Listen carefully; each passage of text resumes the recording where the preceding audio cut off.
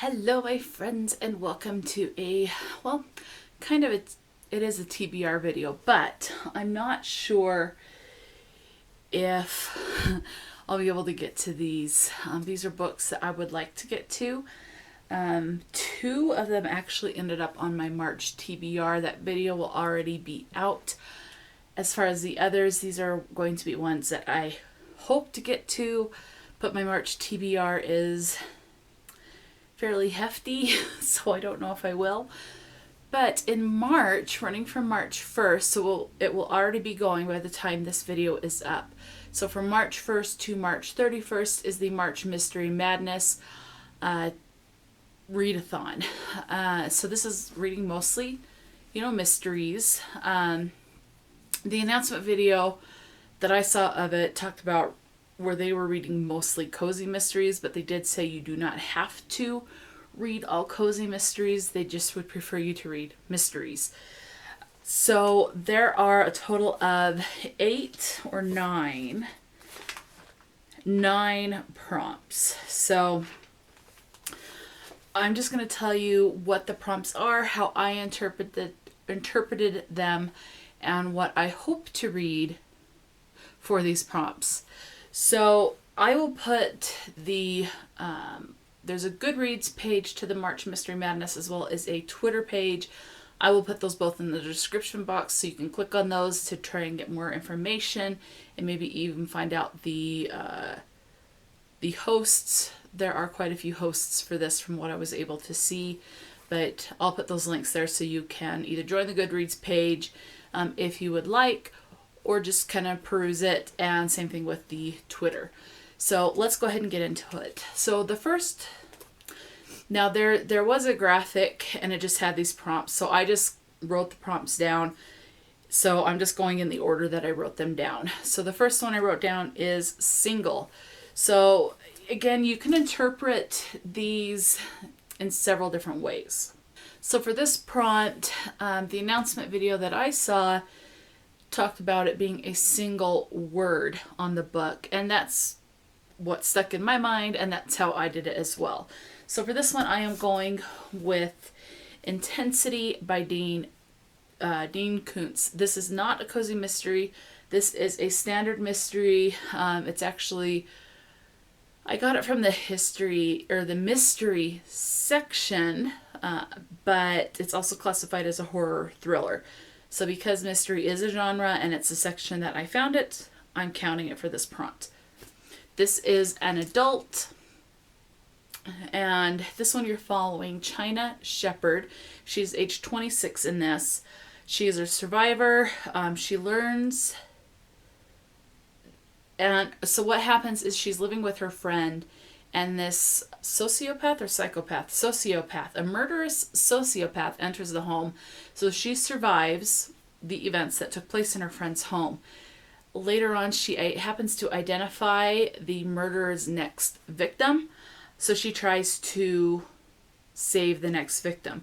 The murderer is, we already know who it is. It's Edgar Foreman Vess. It says that he's a murderer.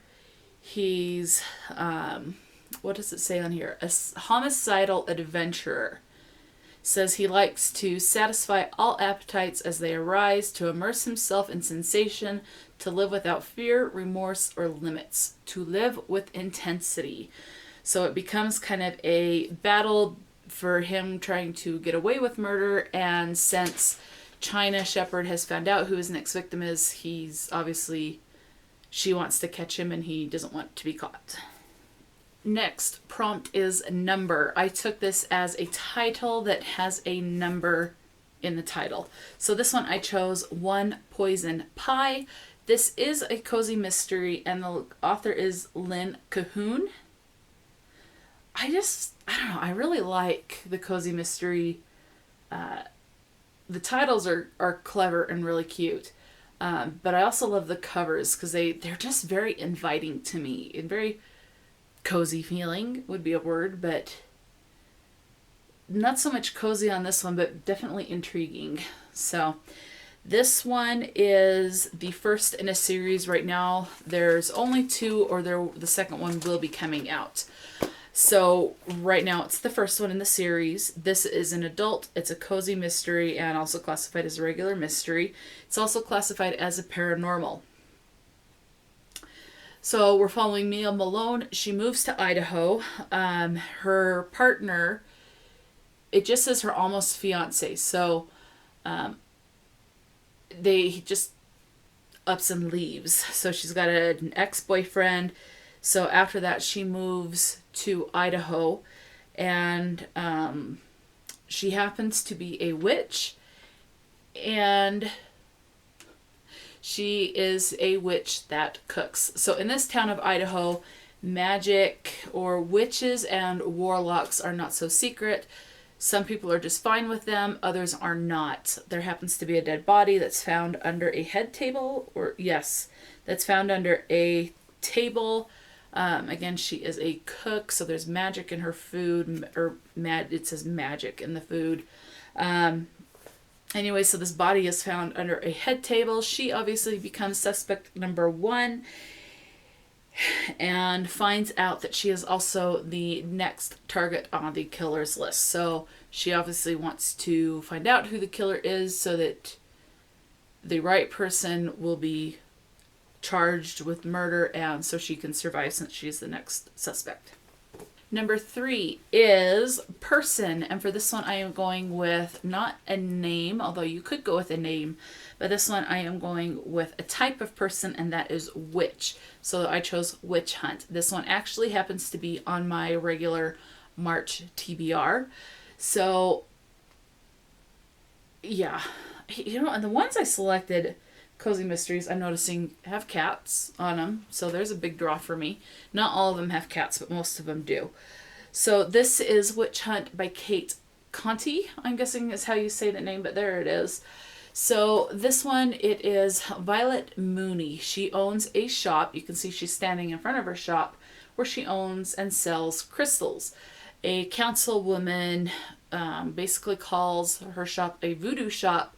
She gets into a heated confrontation with said councilwoman, and this particular councilwoman ends up dead. So of course Violet becomes, again, suspect number 1, and she has to try to figure out who the killer is, so she's no longer the suspect. Another thing that happens is that her estranged mother shows up with a sister she did not know she had. So she's got some family issues to sort through as well. Number 4 is place, and I am taking this as, well, a place, a location. And that is The Bodies in the Library by Marty Wingate. Again, there's the cat. So this one is, you're following the perspective of Haley Burke. She is the new curator of a special library. It says it is a library. It houses first editions from women authors of the golden age of mystery, such as Agatha Christie and Dorothy L. Sayers. So she also allows groups to meet in particular locations that happen to be fans of these authors who create fan fictions. However, with everything that's going on, the previous assistant to the previous curator doesn't like the new curator, which is Haley, and tries to possibly sabotage things, is my understanding. Turns out that one of these groups that meets to write fan fiction ends up dead.